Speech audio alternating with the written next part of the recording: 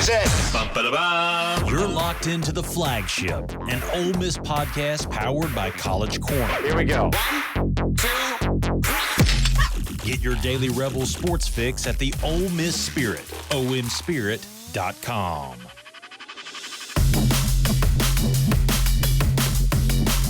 Welcome in to this Thursday edition of the Flagship. I'm your host, Zach Berry. Fresh off of the 2024 Personnel and Recruiting Symposium. It was in Nashville, Tennessee. Earlier this week, we got a lot of good stuff out of that. If you haven't read it by now, you can check out the piece that I did on just talking to folks that were walking around and talking to folks in some breakout sessions. Had some socials, whatever, just getting some quotes and getting some thoughts on this Ole Miss team. You can read that at omspirit.com. If you're not a member already, it is only $1. We would love to have you. We have a lot of fun on the message board. And look, there's no better time to join. It's not just because of the best Ole Miss coverage you can get. It's because this 2024 football team is going to be pretty damn good. Before I bring in my guest, I do want to remind you, as always, show is brought to you each and every day by College Corner, our good friends in Oxford, Ridgeland, and Flowood. Yes, they have 3 locations. If you didn't know, now you know. The new one in Oxford is on Sisk Avenue, 4,000 plus square feet. It's fantastic. You can get anything you could possibly think of merch-wise there. They've got the real tree gear there. And if you're, the Grove is right around the corner. If you need to upgrade your setup, they've got Grove. They've got tailgating supplies there as well. That's 3 locations, Oxford, Ridgeland, Flowood. If you're not local or you will not be in Oxford until the season kicks off, you can check them out at collegecornerstore.com. All right, without further ado, let's bring in our man, Cody Bellaire, On3 recruiting, scout rankings guy. I mean, I feel weird. I feel weird. I feel weird giving that your title. You should just be Symposium Man. Okay. Because my guy didn't need any name tags this week. He knew everybody that was there. And look, for those of you that are not familiar, Cody was in the industry, various places, LSU, Baylor, Texas Tech. I mean, the bona fides were there, but it was on display as he was pressing the flesh out there. So, Cody, welcome in, man. Dude, it's always a pleasure to be talking ball and talking about personnel and recruiting with one of my favorite humans. So I appreciate you having me on. But, dude, I tell you what, the symposium for me is like a family reunion because it really is.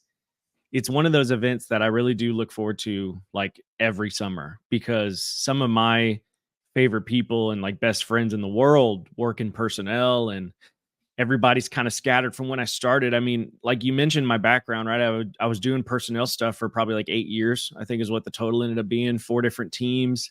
That's a lot of different trees, man. That's a lot of different people that work in the industry. And so it's really cool. And to me, my favorite part of it is seeing I call them my babies, right? Like anybody that's worked as a student under me, that's one of my babies. It's the coolest thing in the world to start seeing the kiddos that you taught and all these students go on and they got different logos on now at different places, man. So it's cool. I feel like the old head there now. And it was funny because, you know, when the event started in 2018, there was probably 150 people there max. Yeah. And that's what people were saying. I think the number that they stated this year was like 700. And so to see the event grow and sort of all these branches that are being formed is kind of crazy. And, you know, it's funny that you mentioned the breakout sessions, and what they did for the people that are listening is essentially they broke the room up. So it's basically everyone there. It's like 700 people there, all in this big conference room. And they go, okay, if you're a rookie, right, 0 to 3 years, you go over here. If you are year 3 through 7 in your career, you go in the middle. And if you're 8+, you go on the far side.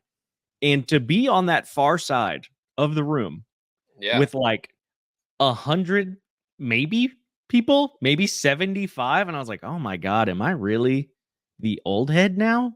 I always felt like I was the baby for forever, but now I'm one of the old heads and one of the vets in that room. And it's like, ugh, I guess this is just what getting old is.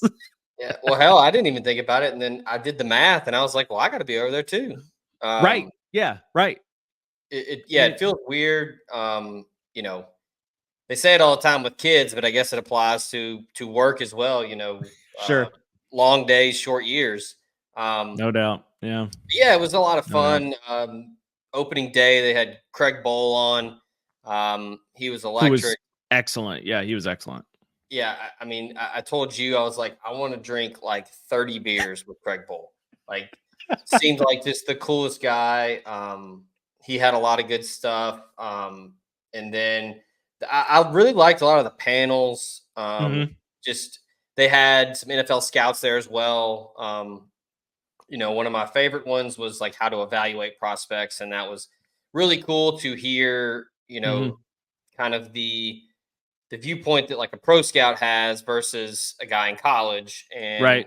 um, it was just it was a good couple days to just go in there and just be a sponge. Yeah. Um, I did a lot of talking, out in the hall, out in the lobby with people. Yep. As I mentioned at the top, you can read that. But yeah, during the sessions, I mean, I was just listening. Yeah. Took a And bunch of like, notes. It was great. for people that don't really know what the event is or what it's about, it's essentially a gathering of every personnel and recruiting staff in the country, right? FBS, FCS, whatever they want, whoever wants to show up, you're more than welcome to show up. And then some of us on the media side or in the recruiting coverage side, you're able to go and essentially just learn and network within the symposium about personnel and recruiting, right? So for a lot of the younger folks there, it's a big learning session, right? You understand and you get to figure out how this personnel room operates, how this recruiting room operates, what y'all's budget look like, how are you guys navigating NIL stuff, how are you guys navigating these new rules and all that good stuff. So it's a big collection of all these people sharing and giving all these ideas. And then the other side of it is the networking side. So a lot of people, if you're familiar with the coaches convention, the AFCA coaches convention, it's famously known as the biggest networking and job transaction event in football, right? A lot of there's people doing interviews, there's people like sending out resumes, and it's all kinds of stuff like that. The personnel symposium has kind of become some of that, especially for some of the veterans and people that are, a little further along in their careers, because it's able to say, hey, I need a personnel guy I need a personnel guy or two here in the next couple months. Who do you like? Who do you have on staff that you might know? Or recruiting wise, it's the same kind of thing, right? Where maybe somebody's looking for some help, or they're able to gush about somebody on staff to somebody else. So Yeah. it's just a big fun event, and it's capped off with some evening drinks and festivities. So it's not a bad event to go to, and it's a lot of fun. Yeah, just to give you kind of an idea of what some of the panels and the breakout sessions were, Yeah. talking like staff structures, which was pretty interesting to listen to people talk about how staffs are different all over the place, even though the Hmm. titles are all the same. It's very different, the dynamics, um, recruiting, visit operations, and logistics. I mean, that's completely different now with unlimited OVs and no photo shoots unless it's an OV, all that stuff. And then I mentioned the prospect evaluation one, which was good, and then you know the future of collectives and revenue sharing was interesting. Like becoming a 5-star professional, Hmm. offensive prospect, defensive prospect evaluation, analytics was a really good one. Learned a ton there. I Yep. actually had the opportunity to sit in on a breakout session with Alex Brown, who is Ole Smart Miss's dude. director of player Yep. personnel, Yep. Very smart man. which like our buddy Papa Roach said it best. He was like, the breakout sessions are basically like Sunday school, where like Oh yeah. you're all at Just like a preaching. table, you're all Yep. at a table together, and you're just like talking. But it was cool. Like Yep. I sat in and listened to Alex talk, and then there was a couple guys from West Virginia. There was a guy from Michigan State. There was a good variety of people. So everybody was discussing, you know, Big 12 versus, AAC or Big Yeah. 10. There was That a little bit of that everybody. that to me is the biggest discrepancy you get out of that sort of event, and like those breakout sessions like you're talking about. You realize how unbelievably unfair it is for G5 schools. Like, you have people talking about their problems at the P5 level, P4 level now, I guess. And so, for instance, I was at a breakout session. I won't name the schools, but there was a P4 school sitting next to me, and we were talking about our challenges that you're facing within your program, in reflection of the new rules changes, right? And so the person next to me was kind of discussing and saying, like, it's one of those deals where we're talking about our budget and we're saying, okay, maybe we cut back on the balloons. Maybe we cut back on the signs, right? Like, is that something that we have to do in order to pay an extra 10 grand for a receiver that we like, or an extra 20 grand? Is that what we do? Yeah. And then the G5 person across the table is like, yeah, I just want enough assistance to where I can actually watch film like once a week. Yeah. And you're like, yeah, no, you guys are living two completely different lives right now. Really, and truly. The worst part of it is the G5 ones get paid the least. And that's something that I'm hoping gets fixed in the future, or at least have some sort of value get added to those people, because they do more work than anybody and get paid the least. So shout out to the G5 recruiting and personnel staff. You guys are doing the Lord's work over there. And I hope you'll get broken off here soon. Yeah, it was a lot of fun. And yeah, the networking side of it was great. And a lot of it was just kind of honestly just shooting the shit, like just meeting people. And of course there's plenty of time to talk ball, but it was mostly just people hanging out, and that's always fun. Yeah, man. And I tell you what, Zach, that to me is always my biggest piece of advice, especially for like the younger cats that are in this industry. And I tell them all the time, there's a bar of knowing your stuff, right? But at the end of the day, people hire people that they want to work and be around every day. That's the other half of it that people very much ignore in this. You can watch as much ball and you can know as much ball as anybody on the planet, but if you are a pain in the ass to work with, no one wants to hire you. So I tell people all the time, like, you can tell if somebody's worth at least an interview based off a 5-minute conversation. I mean, just like we did in the ballroom out there, like, you can BS with somebody, Zach, for probably 2 minutes and be like, this guy sucks. Or like, you know what? I actually kind of mess with this dude. Like, this guy's cool as hell. And honestly, that's kind of half the deal when it comes to some of these jobs, man. The other half is knowing your stuff. The other half is just being a good person and being someone that you want to work with. Yeah. I mean, look, it was cool to meet people. And look, this is why a lot of them are really good recruiters. I shout out to your guy. I mean, dude, he's everybody's guy. James Blanchard at Texas Tech. I met him within 2 minutes. He talked to me like we had known each other for 5 years. That is one of the most infectious personalities in the entire country. So I can totally get it. He was a hoot. But yeah, it was just interactions like that. And just, they had, I guess you call them vendors. They had people there like from Huddle, Next Gen. They had tracking football, like all these people that basically supply a product to all these teams. Yeah. So that was cool to talk to those people and kind of what they've got coming down the pipeline with what their product and how they're improving it. So it was a good time. I do want to kind of transition here. We mentioned a lot of those panels that were about evaluating. And I did ask you to do some evaluations on some. Let's put the hat on. Yeah. Let's put the scout hat on again. Yeah, some notable Ole Miss targets that are going to be. There's a couple that I think are probably going to have some decisions coming out here pretty soon. Okay. But yeah, let's get into it. Before I do want to remind you. Show is also brought to you by our good friends at Rowback. If you're not familiar with them, you can go check them out, rowback.com. Phenomenal stuff. Huge fan of what they do. You can go today and use promo code JUICE and get 20% off your first purchase. They're working on it. I talked to them. They're trying to get some Ole Miss themed apparel. It's certainly something that's on the docket. These things take time, as you and most people know by now, with licensing and all of that.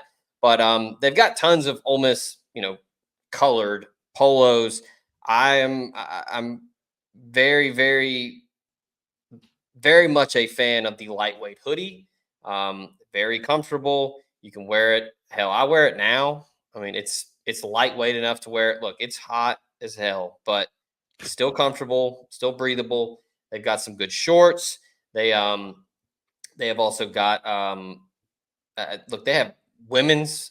They've got, if you want to get your wife, your girlfriend, your sister, your mom something. That, I mean, they've got some women's apparel options that are pretty damn nice now. A lot of like workout, like the one thing that I've seen them promote on Instagram a lot. It's like a workout like dress where it's like you can, if you want to work out but also look cute, here you go. You can probably play some golf in it too.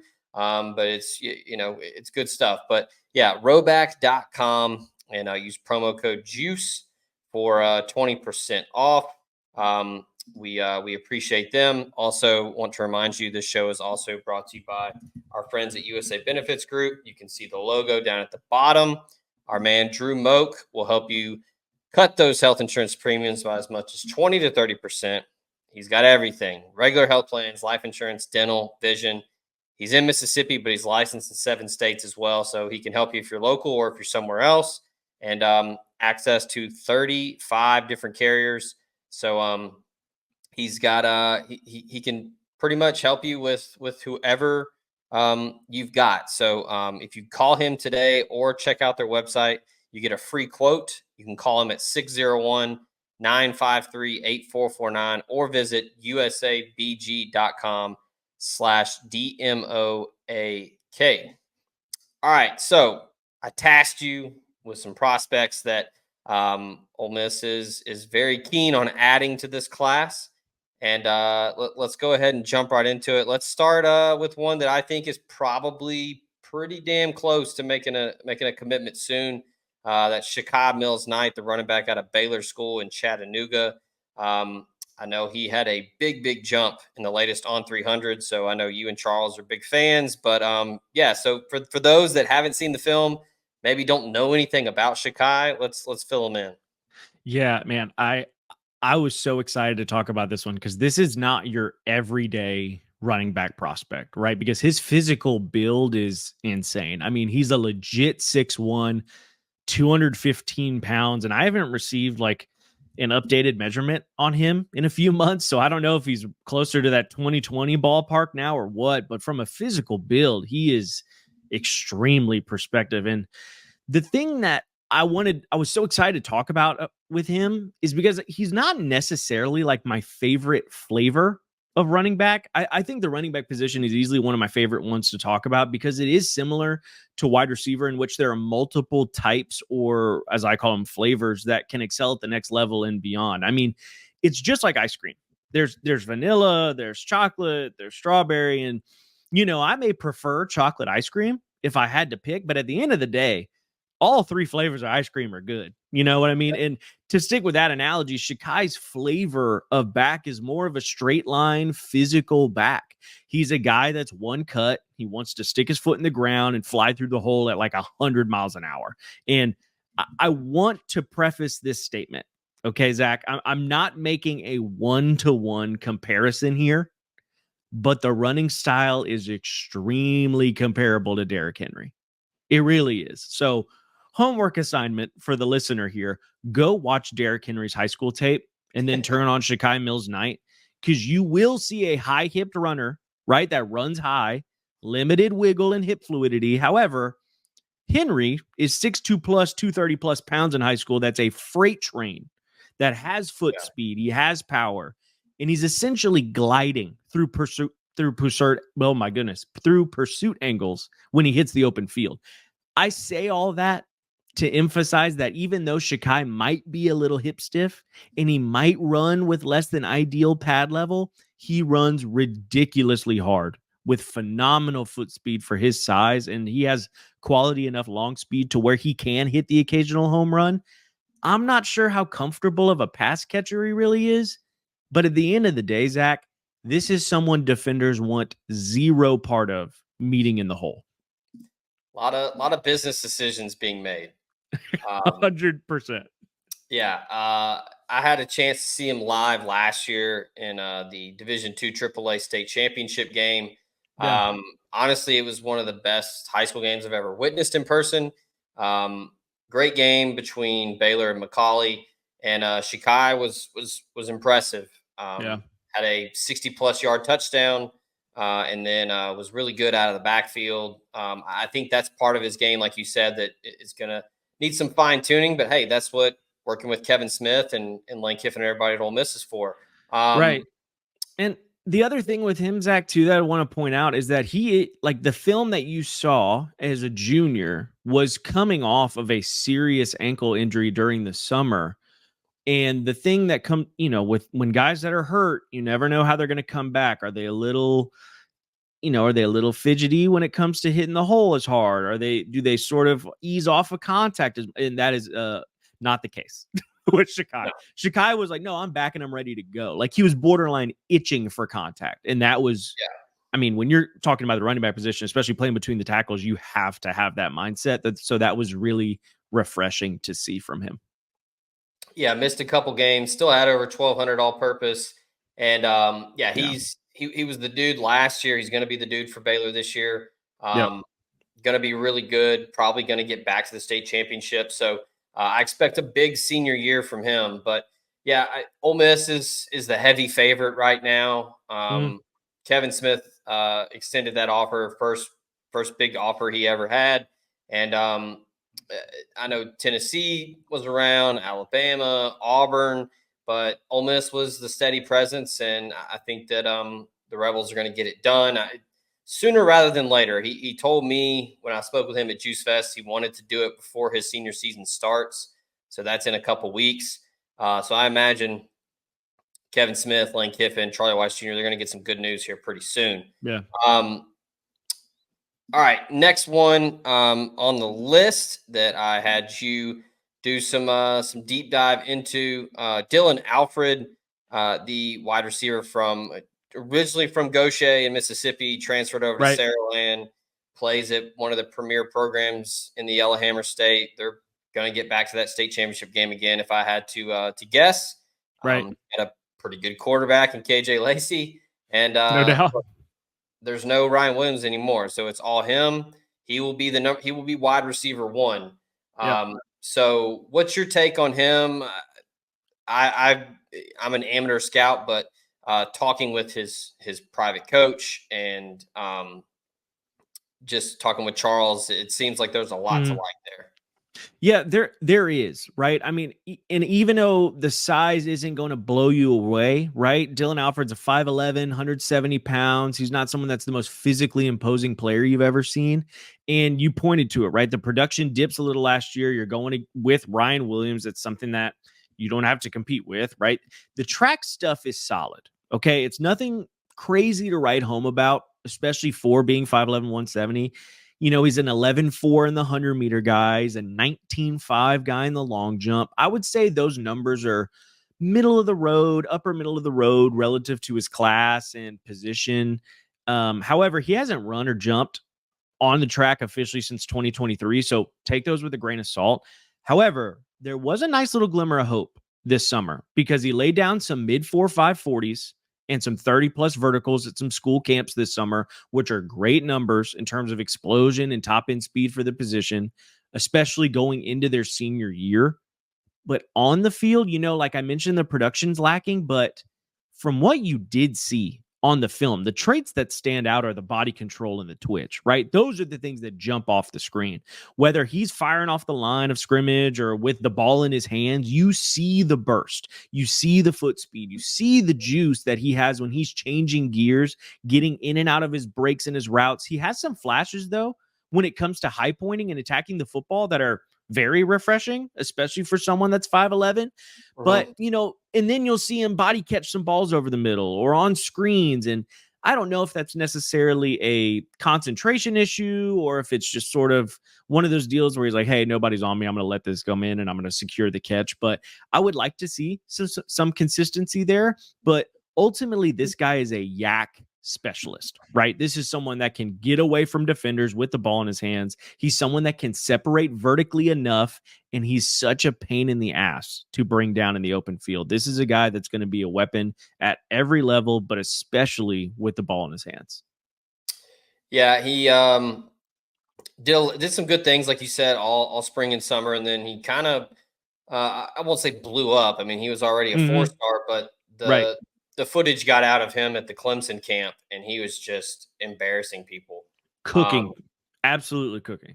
yeah, he's kind of the he's to me, he's kind of that wide out that Kiffin likes to have, where he can play both. Now he's not premier size, mind Right. you, but can get outside and run some routes and really stem and can get off the line. Now it's going to be difficult in college, being 5'10", 5'11", but I think those hybrid dudes Hmm. that can play inside can flex out a little bit. And maybe you hide him, in the quote slot next Right. to a bigger guy, but I think the versatility there is what Ole Yeah. Miss likes. Yeah, man. And the thing is, those guys are the ones that are making money now. Like you don't see the old school X's. Like, I mean, I always talk about like Laquan Treadwell, sort of like the go-to, like that's what they look like. That's the old Yeah, school throw it up and go above the rim and dunk on somebody, go up and catch it. But like those guys aren't the ones that are getting paid these days. It's the Devontae Smiths of the world. It's the Justin Jeffersons. It's those guys that played traditional Z roles, guys that are off the line of scrimmage that can win with burst and their route running and change of direction. Those are the guys that are getting paid now. So I think there is a role for these guys at the next level that also could still end up getting drafted high. And I think that's just what the position is sort of forming into now. yeah. Yeah, I mean, look, it's more multiple now. You got to have Hmm. Ole Miss, especially. Kiffin Yeah, likes to have dudes that can play all over the place. You got to know the playbook to where, hey, if they run you out there, you got to know what you're doing. no Um, doubt. yeah, I know that Alfred is one. Yep. Decommitted. I think it was so he could take a visit to Clemson because Dabo still got the weird rule. Yep. The Um, rules. Yep. but nevertheless, Ole Miss gets him back into the fold. That was a big one. All right, next on the list, another one that is probably making a decision pretty soon, and Ole Miss feels pretty good about, and that's Ladarian Clardy. I'm not gonna lie, this dude's tape is fun as hell, and he's got that Did you personality. read my notes before this? That's that's No, what I have on but here too. It's the same thing. Go ahead, keep going. I mean, look, he's got the swagger. He has that it factor when you play in the secondary that you have to have. You got to have some edge to you. You got to look. You got to talk a little shit, But I Yep. don't know. For me, again, I'm not a scout, but it's just fun to watch him play. Yeah, I think even when you said his name, I might have like twinged a smile a little bit because, like, I mean, that's what that this kid's a flat out baller. Like, I'll be honest with you, Zach. This kid's a baller. Like, this kid can play. I mean, from a physical standpoint, again, he's not the most imposing dude on the planet. 5'11", 165, 170, very similar to Dylan Alford that we just talked about. He's got some above average length, though, right? He's got like 31.5-inch arms, I think, close to 32. So for his size, I mean, that's really good length. I think he's probably got like a 6'3" ish wingspan. So it's one of those where you look at it and you go, okay, let's see what you got. And then you look at the athletic profile and you see 11.8 in the 100, and you're like, okay, I mean, not a great start, but let's keep scrolling. And then the sun starts to come up a little bit, Zach. You see that 42-11 triple and you go, okay, now, hey, that's pretty good. And then you see that 24-foot long jump and you go, okay, we might have something here. Like we might Yeah, have something. Let's keep going. And then you see that he's got 60 tackles last year. He had 8 PBUs. He had 4 picks. And at this point, I'm hoping when I turn the tape on, I see an absolute firecracker. And that's exactly what this dude is. I mean, he jumps off the tape. Like as soon as that ball snap, you see him trigger the football. He loves playing downhill. He's got great instincts. Even with his stature, Zach, he's detonating ball carriers on contact, and he's more than a willing tackler, right? And then in yeah, the back half, you do see range. You get worried with that 11-800, but even though he isn't the fastest cat on the field, his instincts and ability to diagnose things so quickly and efficiently allows him to make plays on the football that someone with his top end speed should not be able to do. Honestly, Zach, this is one of those guys where if he can put 20 pounds on and maintain that play speed, I know the watch is never going to say this dude can like roll. He's still one of the best back end players in the country. His game tape and the way he plays is that good. Yeah, the thing that jumps out to me is the willingness to be physical in the run game. For sure. I think there are a lot of defensive backs out there that are uber talented, tradesy. They got the twitch. They make plays. They have good ball skills. But if you're not willing to come down and not necessarily even lay the lumber, but just be a willing tackler, if you can't do that, there's not a lot of defense coordinators that are going to play. There's a lot of DBs that don't want the smoke, Zach. Plain and simple. Yeah. They do not want the smoke. This kid wants all the smoke. Yes, he is. Yeah. And I think that's what separates him with the size. Because like you said, it's not elite, but look, as we learned at the symposium, I think that gets a little misconstrued with like, well, he's only 5'11". Well, he's only 6 foot. Like they're not a lot. Like they're not a lot of super tall corners in the NFL. Or even to your point, Zach, being small doesn't mean you're soft. Right, you can be undersized and still be a pit bull. You know what I mean? Like those guys still exist. And I think this kid, it like exemplifies that. Yeah. And I think that, he plays with an edge. And I think that I think Ole Miss is going to land him. I know that Ole Miss feels really confident. The RPM is heavy, Ole Miss.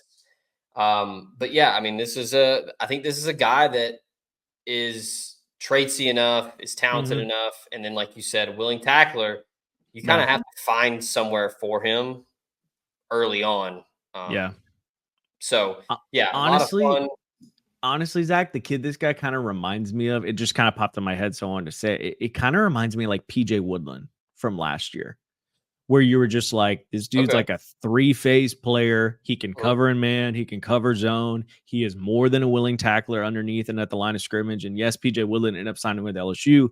But in terms of the skill set and the player that he could develop to be, I think as a senior, and you watch those two tapes back to back, I think you're going to see extremely similar types of players. Yeah, he's the guy I think where it's like, we'll figure it out. We're going to put him somewhere.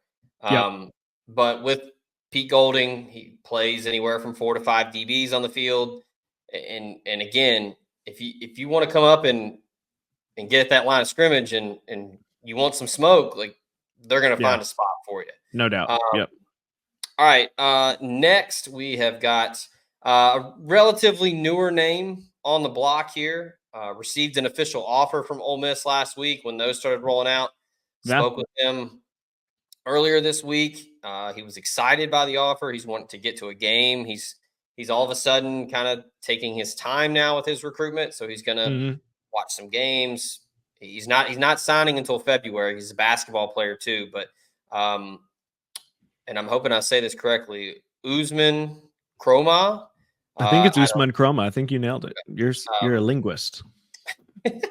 Running back out of Lee County, like Chicago Mills Knight. I mean, rocked up. Oh yeah.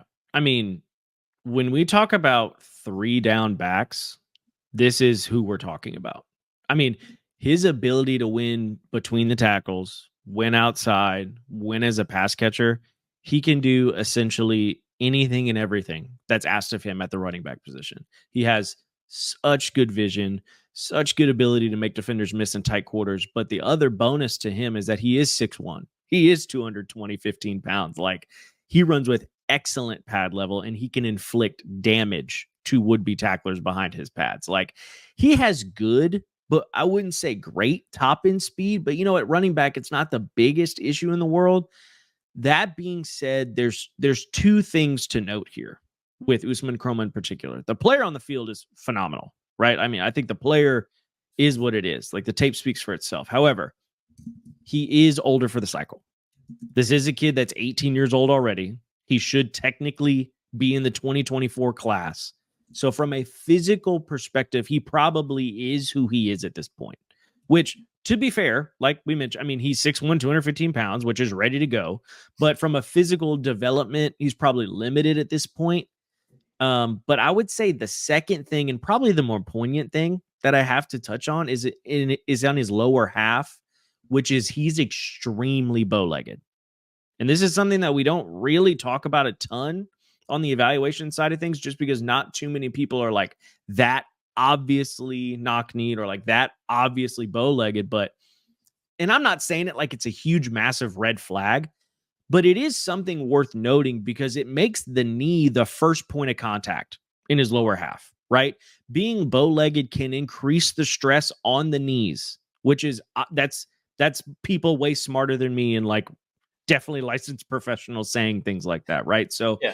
that's extremely important. That's not just for all athletes, that's for football players in particular, especially running backs, right? So again, it's not an end all be all situation, but it is something to take note of when we talk about long-term projection. And he's obviously someone that's extremely talented. And I hope that bow-legged injury deal isn't something that ever pops up during his career. But I do think it's something worth mentioning when we talk about the longevity and the career path that this kid could go on. Yeah, I mentioned he's a basketball player, so maybe that can be mitigated a little bit with just being so explosive and so strong. Yeah.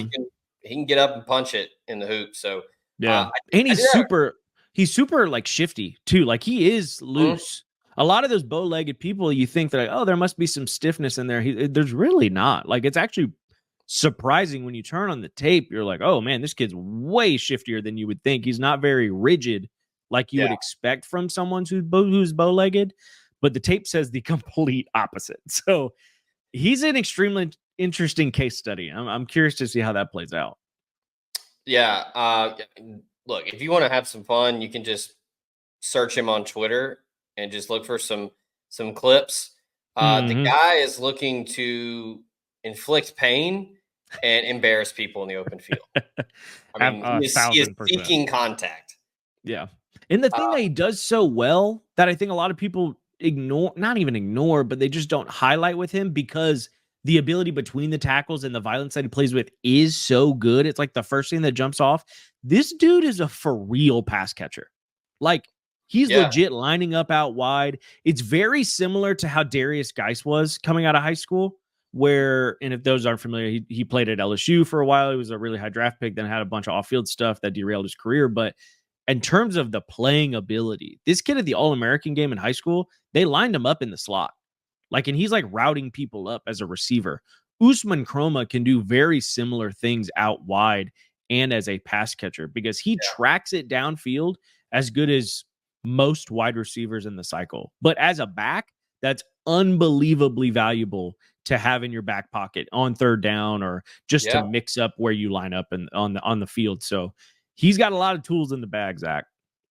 Yeah, and you mentioned the pass catching ability, and it's not just like a swing route or a wheel route. Like he's out, split out 2-point stance, like running fade routes and head tapping people. Yes, and like plucking it away like with his hands, and like you said, like head tapping kids. Like, I mean, that's not normal, especially for someone at his size that has the production he has. He's extremely talented, man. One quick question before we get to our last guy. Sure. You mentioned him being older.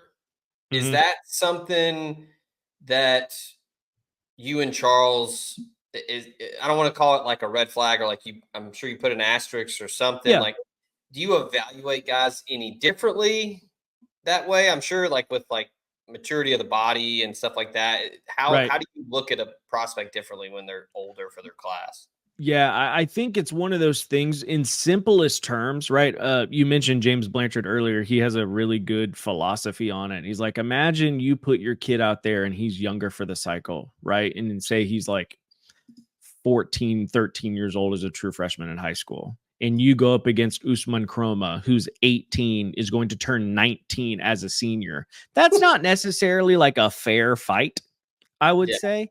So the level of competition sort of becomes a different sort of factor when you watch the film. You sort of say like, okay, I mean, this kid should be a freshman in college technically, and he's going up against some kid that's still like trying to figure out algebra. You know what I mean? Like there's something to that. But on a deeper level, I think you look at it and you touched on it, right? It's the physical sort of development, and you sort of view this kid and you say, okay, physically and athletically, he's not necessarily growing into his frame like someone is that's going from age 15 to 16 or 16 to 17. You still see sort of a ceiling with those younger cats. As someone who's going to turn 19 their senior year, you sort of say, hey, physically, this is probably more or less what he's going to look like when he goes into that next level, right? Because technically, from a physical perspective, I mean, you just lose an age, right? And so when those years are so pivotal, especially at the college level in terms of physical development, it's sort of the complete opposite end of the spectrum to a Cam Coleman last year, right? Like Cam Coleman's going to go to Auburn, and Cam doesn't turn 18 until maybe this week, which is crazy as a true freshman in college, and he's going to step on the field and play. But even then, you look at his physical build and you say, wow, there's still room to grow here. With someone like Usman Kroma, you worry about that physical cap. That's essentially where age comes into play. Basically, for us, where we're projecting what this kid's going to look like at 22, 23 years old. We already sort of have a glimpse of that with someone that's older in the cycle, like Usman Kroma. And then with someone that's younger, like Cam Coleman or, any other prospect that's younger for the class, you sort of say, wow, if he already looks like this, even for being younger in the cycle, who knows what he could look like down the line. With Usman, there's just not as much of a question mark. Yeah. All right. Last one. We were talking about fun with Ladarian Clardy. This guy. It's a good one too. He's lightning in a bottle, highlight reel stuff. Winston Watkins Jr., now at Venice High School in Florida. He was at IMG, moved back closer to home to be with some family at First Baptist Academy in Florida. Now he's at Venice for his senior season. Look, the guy's been around the block in the recruiting world. He committed to A&M, decommitted, committed to Colorado, decommitted. And look, he's hand up accountability from Winston. I'll give him credit. He said, look, I did things way too fast. I'm taking my time. I'm going to wait until signing day. Ole Miss feels really good about him. A lot of buzz about him ending up at Ole Miss. But, yeah, I saw him last year at Lipscomb Academy, and IMG was made some big plays. But, again, just small package, but some big results. Yeah, and I think the thing that you think about too, especially when you pull up the profile, right, is the stuff that you touched on, right? It's his third school. It's his third high school. He's committed, decommitted multiple times. But the thing that you pointed out that I think that's important when you look at that is the accountability. He's touched on it. He's talked about it. I think he's taken some ownership of it and said, like, look, the process was new to me. I'm still figuring stuff out. I think I'm going to go about it a different way. That's very responsible, especially for a younger kid, that's still going through life, and it's such a big decision. So that was really good to see. But when you talk about the tape, I mean, you touched on it. This kid's got full on juice, right? Like he gets off the line of scrimmage with absolute like vigor. Like he is flying off the line of scrimmage. Like, and the thing is, he actually has really good hands too. That's the thing I think a lot of people forget with some electric guys, and the ball skills are kind of forgotten about, but he's got some big mitts, Zach. Like he's got 10.5-inch hands. Like he's got some serious paws on him, which only helps pluck the ball away from his frame. So the thing though that I pinpoint with Winston Watkins is that I think he has such a defined role in college at the next level. I don't know necessarily how high I would say the ceiling is, but I think I have a good idea of what his floor is. And that's extremely high, which, it's something that I believe at the next level, this is a player that's primarily going to line up in the slot, maybe as a Z on occasion, but this is someone who's going to work off the line of scrimmage, and he's going to be a killer in space. This is someone that you force feed the football to in the quick game, the screen game, on reverses, anything that you would consider an extended handoff, that's going to go his way. And I think he's a sure-handed pass catcher. He plucks the ball away from his frame consistently. I think he's got the long speed to get vertically and separate from a good majority of corners and back half defenders. The only thing he's really limited in is the ability to high point and like truly attack the football above the rim. And again, it's not for a lack of athleticism. It's just due to the fact that he's like 5'9", sniffing 5'10" with limited length, but I love the role he plays at the next level. And he's someone that's going to do damage in the return game as well. He's extremely strong in that phase of the game as well. He's just electric, Zach. Like, this is a flat out fun football player. I haven't thought about it until just now, and for whatever reason, the first name that came to mind when I was trying to do a comp, Speedy Noel. Yeah, Speedy's fun, dude, and Speedy was unreal gifted, athletically, skill-wise, and again, to your point, I mean, he was an undersized guy. Speedy's I'm familiar with just so much because he was a Louisiana cat, and that's where I was at the time, a student at LSU, and so that name is just like burned in my brain. He was such a talent. That sounds so good. I like that comp a lot. The only thing I would give Speedy an advantage of in terms of in comparison to Winston Watkins is like, dude, that guy's high pointing the football at 5'9", whatever, because his vertical was absurd. He was head tapping some guys, and you're like, how do you have any business going up there and getting that football? Because he did not. But in terms of like with the ball in their hand, the way they move around, I think that's really good. Yeah, he was, I think, an inch or two taller than Watkins and probably a little thicker. But and I don't know like the measurables with the hand size and all of that, but yeah, I don't know. Just like the style of play seems absolutely like what Speedy did at A&M, albeit in a weird Jimbo offense, he still flashed when he got the ball. Oh, 100%. I think that's what Winston Watkins is going to do wherever he goes to college. He's going to flash. I think it's Ole Miss. I will see if he waits till National Signing Day. I do wonder if he will wait. Now, he told me that's the plan, so I can only go off what he said. But Ole Miss really likes him and feels like he can be a difference maker. I did want to ask you, and just kind of a sidebar from the nuts and bolts and bones of recruiting and scouting. Sure. Guys that transfer a lot. Different high schools, all of that. Whether, I know Winston's situation was a family member was not well, and he wanted to be closer because he was down in Bradenton. But whether it's a reason like that, or if it's just a guy that's just wanting to bounce around and have fun, when you're evaluating, and let's take off the scout cap, let's put on the personnel cap. So if you're on a college staff, is that right? And I know it's probably dictated by the head coach and the GM, the DPP, but is that a big red flag, or is it just kind of case by case? It's 1000% case by case, right? The context has to matter because there is situations, like you said, there's family deals going on, there's moving going on, there's family dynamics that you just don't know that are going on, or even coach stuff, right? Like maybe there's high school coach stuff going on. I mean, you've seen all this Hoover stuff going on Twitter right now. Like, I wouldn't be shocked if some of those kids left. We got there's just stuff like that going on that you have no clue what's happening in the deeper levels of things. People just, conveniently forget, hey man, sometimes kids' parents get a new job and they got to move. No doubt. I mean, that happens all the time. And so there's a lot of different things to to put weight on and think about in these discussions. The thing that you cannot do is not look into it. It is still a red flag in the sense that you say, yo, we got to check this out.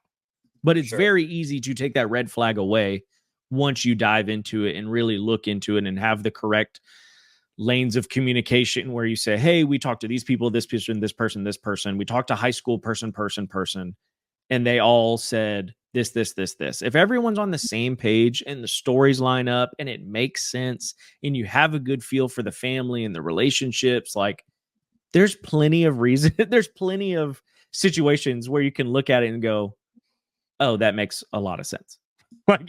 Does it happen often? I don't know. It's pretty split, I would say. I'm sure there's 50% that are good reasons to transfer as much as there's bad reasons that they transfer. But as long as the staff does their homework, it really makes the situation, it could either be nothing or extremely something. Yeah. Yeah. I mean, I kind of figured that was the case, but I just didn't know, like, if you've ever encountered certain coaches or staffs that are just like, absolutely not. We're not looking at it. Yeah, I mean, there's some that will write it off, but that's if they write it off, they're just lazy, right? Like if they don't want to dive into it, they're just simply like, oh, 3 high schools, he must have something wrong, and then they move on. Like that's on them.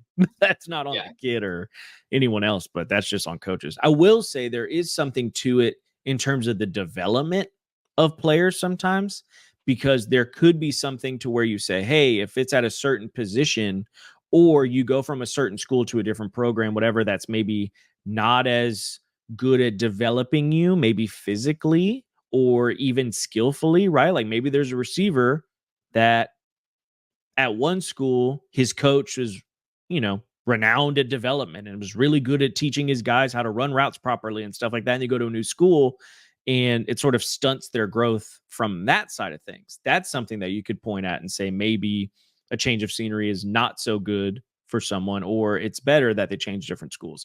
Or even like at the quarterback position, right? Where you say, hey, the production dipped off because he moved to a new school and they had to learn a new offense in like a month and a half. Like that's stuff that you have to point at and look at.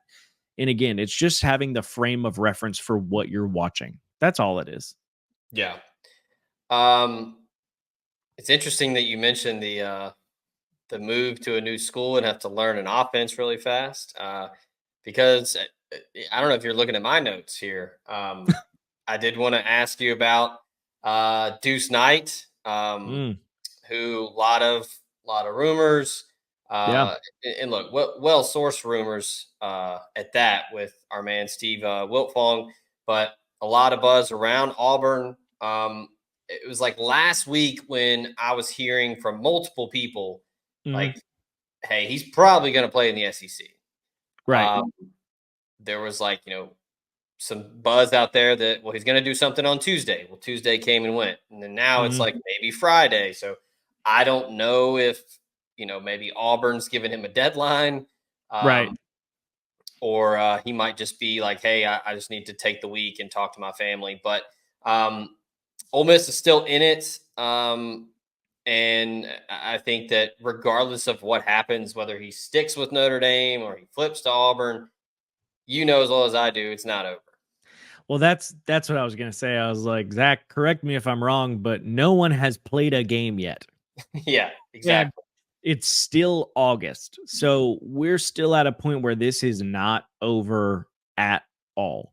And yes, I think Steve is the best in the business. And is this call correct? I don't know. Odds are he's got a better insight on it than pretty much anyone in the country. Yeah. But at the end of the day, whether he flips or doesn't, it ain't over until it's over. And that goes for anybody. You never know how these teams are going to play out. You never know who moves on, what happened. You just do not know.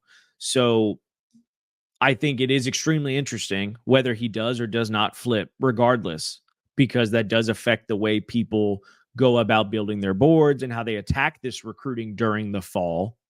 But to say this one's locked and done just because the kid flips in August, or if he doesn't flip in August, hell no. Yeah. That is not the case. There's no shot. So this one's going to go to the wire, Zach. Whether or not he flips or not, or even who's involved and who's not involved, whatever, like it's going down to the very end. There's no way this one's done and dusted by like October, November. No shot. Yeah, and like you said, no games have been played yet. I think a lot of prospects that have a top 3 or a top 5 or whatever, they're trying to decide if they want to stick with their commitment. They're going to be watching some games this fall. I think. No doubt. And look, I'm not saying wins and losses. I've always been a believer in recruits don't make decisions on wins and losses, but it's just going to be style play, fit, right. What the coaching staffs look like on the sideline, stuff like that. That's what I was going to say. The biggest factor is like, who's going to coach you or who's going to be where? Like all that stuff really matters because we get to October, November, and hypothetically, and I say hypothetically, but it could be a very real shot. Ole Miss could be hunting for a playoff spot, and that's something that I think kids could want to be a part of. And then on the other side of that, not to start any rumors or ruffle any feathers with the Ole Miss crowd, but like Lane Kiffin's name pops up in a lot of coaching searches, man. It pops up a lot, and so he won't be the only one. Death, taxes, and Lane at the top of a hot board. Yeah, right, exactly. But that's real, and that's what in that stuff and those type of like headlines, coaches use that, and they're not afraid to throw coaches' names under the bus or throw them in the mix and be like, "Hey, I know y'all heard that blah blah's the favorite." Like that happens everywhere. That's not just an Ole Miss deal. That's happening at Notre Dame. That's happening at Auburn. That's happening at Ole Miss. That's happening at any school in the country. So we'll have to wait and see, man. But at the end of the day, you know what? It won't be boring. It will be exciting the entire time. So I'll be interested to see. Yeah, absolutely. That is Cody Bellaire, friend of the program. We hold him near and dear to our hearts here at the Flagship. We appreciate you. You can follow him on Twitter at Cody Bellaire, National Scout for On3. But this was great. This was look. I asked you for a deep dive, and you delivered. So this was perfect. Thank you so much, Zach. I genuinely enjoy coming on here all the time. So don't be a stranger, and let me know if you ever need anything. All right, and you let me know when you want to get the online dynasty going. Oh, dude, we really do. The fact we don't have an On3 online dynasty yet is low. I mean, it's high key disappointing. Like I'm disappointed in all of us. So look, we need to get on that and figure it out like ASAP. I'm over here in 2033, just winning titles left and right. I'm waiting on the right head coaching job. I've just been an OC. Yeah. So I'm waiting to take the next step. So yeah, in a couple of my buddies' leagues, I'm doing little warm-ups and trying to figure out offenses to figure out whatever. But I've dabbled with getting the UTEP miners back and getting back in the saddle with the UTEP miners. So maybe we'll get back and have some fun on there. Yeah, absolutely. Well, that is Cody Bellaire, National Scout for On3. We appreciate everybody tuning in. And look, every show we appreciate Scott and the folks at College Corner for being the title sponsor, and then as well as USA Benefits Group, Rowback, and Home Field Apparel. You saw the ticker there if you're watching on YouTube. Home Field Apparel, the VIP boxes are back August 8th. Set a reminder. You will need to get in quickly because it will sell out. But Ole Miss, they teased or they showed the box. It's got some designs from 1988, 1997. Good stuff there. And whether you're getting the box or you're getting something else from Home Field, use promo code LASTDANCE24 and you will get 15% off your first purchase. So Cody, appreciate you as always, man. We'll do this again soon. Sounds good, brother. Thanks. All right. For Cody over there, I'm Zach. This has been the Flagship. Till next time, we out of here.